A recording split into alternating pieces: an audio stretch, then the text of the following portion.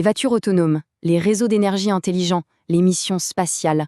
Comment est-ce que toutes ces technologies, qui sont incroyablement complexes, arrivent à fonctionner de manière fiable? Eh bien, le secret, il se trouve dans le travail d'architectes un peu invisibles, ceux qui s'assurent que des millions de pièces fonctionnent en parfaite harmonie. On les appelle les ingénieurs systèmes, et aujourd'hui, on va décortiquer leur rôle qui est absolument crucial. Alors, pour comprendre leur monde, on va d'abord plonger dans la complexité qu'ils doivent maîtriser. Ensuite, on découvrira leur approche globale, et on la comparera au rôle plus familier de l'ingénieur logiciel. Enfin, on verra comment ils façonnent notre avenir et pourquoi on les considère comme les solutionneurs de problèmes par excellence. Pour vraiment saisir pourquoi les ingénieurs systèmes sont si essentiels, il faut d'abord prendre la mesure du niveau de complexité, incroyable du monde qu'ils construisent. C'est la question fondamentale, n'est-ce pas?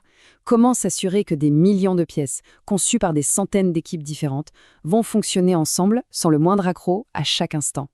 C'est précisément ce défi que l'ingénierie des systèmes a été créée pour relever. Ce ne sont pas juste des collections de pièces, non, ce sont des systèmes vraiment complexes où chaque capteur, chaque ligne de code, chaque boulon est un maillon d'une chaîne immense. Si un seul de ces maillons cède, les conséquences peuvent être énormes. Il suffit d'imaginer un satellite qui dévie de sa trajectoire ou une voiture autonome qui interprète mal un simple signal. Le mot-clé ici, c'est vraiment synergie.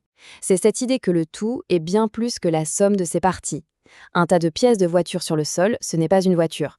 C'est l'intégration intelligente et réfléchie de ces pièces qui crée la fonction, et donc la valeur. Bon alors, comment est-ce qu'on arrive à maîtriser ce chaos organisé? Plongeons dans la discipline qui a été spécialement conçue pour ça, l'ingénierie des systèmes. L'ingénierie des systèmes, c'est la discipline qui supervise absolument tout le cycle de vie d'un projet. De la toute première idée sur un coin de table, en passant par la conception, l'intégration, jusqu'à sa mise hors service, parfois des décennies plus tard. Rien, absolument rien, n'est laissé au hasard. Cette citation de Simo Rameau, l'un des pionniers du domaine, illustre brillamment cet état d'esprit. On parle d'une vision holistique. Il ne s'agit pas de se concentrer sur un seul violon, mais de comprendre comment l'orchestre tout entier va jouer la symphonie. Il faut imaginer des experts en mécanique, en électricité et en logiciel qui parlent des langages techniques complètement différents. L'objectif de l'ingénieur système, c'est d'être le traducteur, le chef de projet qui les fait travailler comme une seule et même équipe. C'est le gardien de la vue d'ensemble, celui qui s'assure que le projet ne déraille pas, que ce soit techniquement ou financièrement. Pour que ce rôle soit encore plus clair, on va le comparer à un rôle qu'on connaît souvent un peu mieux, celui de l'ingénieur logiciel. Bien que les deux rôles soient très techniques et vitaux, leur perspective est fondamentalement différente. Comme on le voit ici, l'ingénieur système gère le cycle de vie complet en se concentrant sur l'intégration de l'ensemble.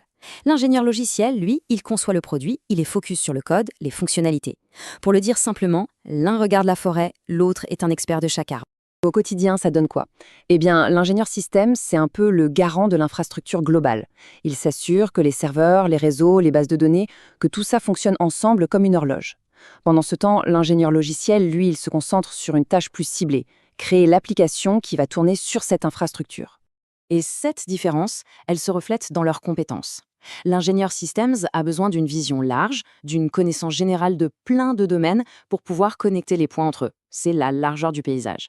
L'ingénieur logiciel, lui, il plonge en profondeur. Il va maîtriser une expertise technique très très pointue dans un langage ou une technologie. En termes de demande sur le marché du travail, les chiffres sont assez parlants. On voit une croissance explosive pour les développeurs logiciels, ce qui reflète notre besoin constant de nouvelles applications. Mais la croissance stable de l'ingénierie des systèmes est tout aussi intéressante. Plus il y a de musiciens spécialisés, plus on a besoin de chefs d'orchestre pour s'assurer que tout joue en harmonie. Alors, où est-ce que ces penseurs à la vision d'ensemble ont le plus d'impact aujourd'hui?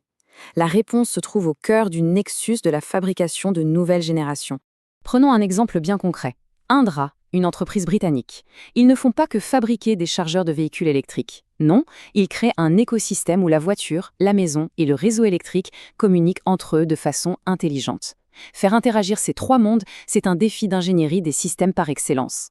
Leur processus de travail illustre ça parfaitement. L'ingénieur système commence par écouter. Quel est le vrai besoin du client?